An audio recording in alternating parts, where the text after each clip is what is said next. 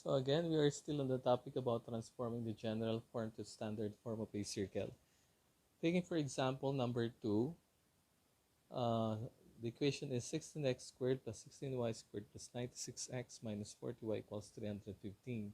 So the instruction is we are required to transform the given general equation to standard equation of the circle, and we're going to identify the center and radius of the circle. The last step is we're going to sketch the graph, and this sketch ng graph, dapat indicate natin yung center and radius of the circle. Now, from the previous example, mapapansin nyo yung x squared and y squared term are both, ang coefficients nila ay equal to 1. Pero sa case na itong example number 2, we have the coefficients of the second degree of x, or x squared term, and y squared term greater than 1.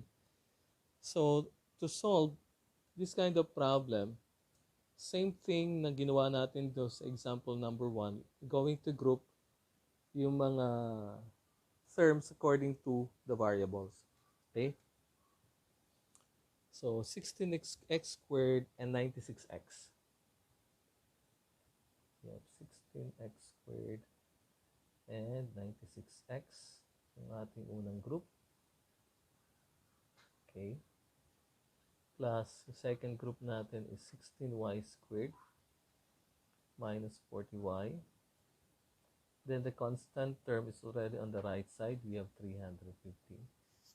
Kasunod yan, mahirap mag completing the square if the coefficients ng ating second degree term, which is x squared and y squared, is not equal to 1. So what we're going to do, we're going to get the common monomial factor of this group, or we're going to factor the first group, or our first group here, by the coefficient of x squared. Same thing do sa ating second group. Okay? So, factor out natin 16. We have x squared plus 96 divided by 16 is, that will be 6x. And then, maglagay tayo ng space para dun sa third term of the trinomial. Okay? Plus, again, factor out natin to 16.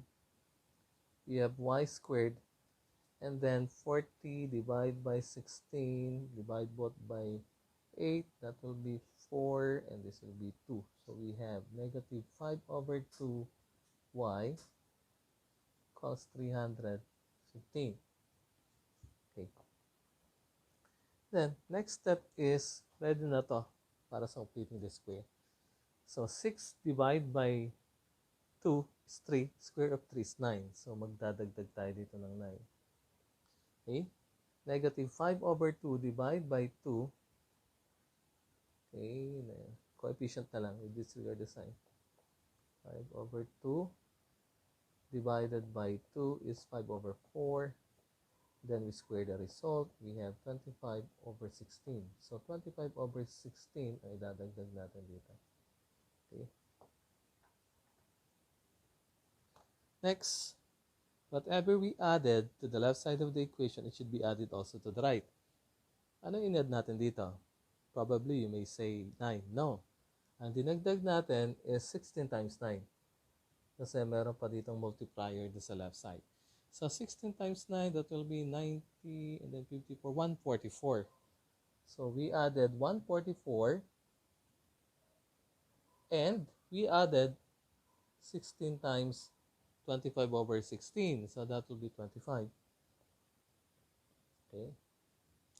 And then, this is now ready para ma-transform sa square of a two terms, square of the sum of two terms, so that will be x plus 3. Squared plus this one, pwede na rin 16, then y minus square root of this one para maging yung second term ng binomial, that will be 5 over 4 squared. Okay? Equals 315 plus, okay, 315 plus 144 plus 25, that will be 14, carry 1, 6, 7, 8, 484. So So we have 484 sa right side ng equation. And then, to simplify, o para maging kagaya na ng standard equation of the circle, dapat walang coefficient dito yung ating uh, yung square of a binomial. Okay? So we divide all of the terms by 16.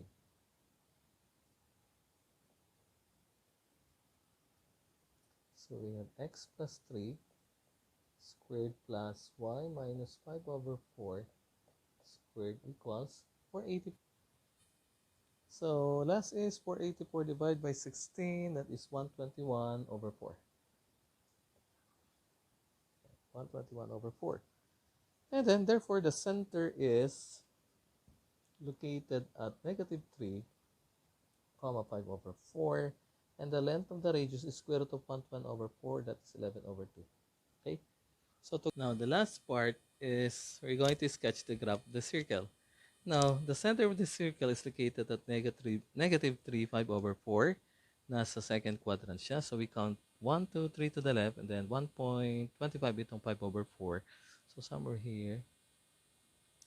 And then, para malocate natin yung path or trajectory of the locus of points of the circle, we're going to count 5.5 units to the right, to the left, upward and downward. So 1, 2, 3, 4, 5.5 somewhere here. Then 1, 2, 3, 4, 5 somewhere here, 5.5. Then sa taas, ito yung 1.25. So 1, 2, 3, 1, 2, 3, 4, 5 somewhere here. And then we have 1, 2, 3, 4, 5. Then ito yung 1, 2, 3, 4, 5.5 somewhere here. So sketch natin. So we have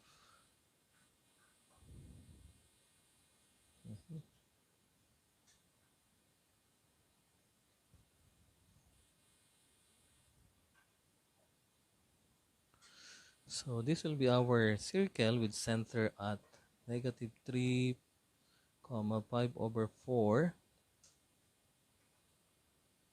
And the length of the radius is 11 over 2. So that will be my second example in transforming the general form to standard form of a circle. Thank you.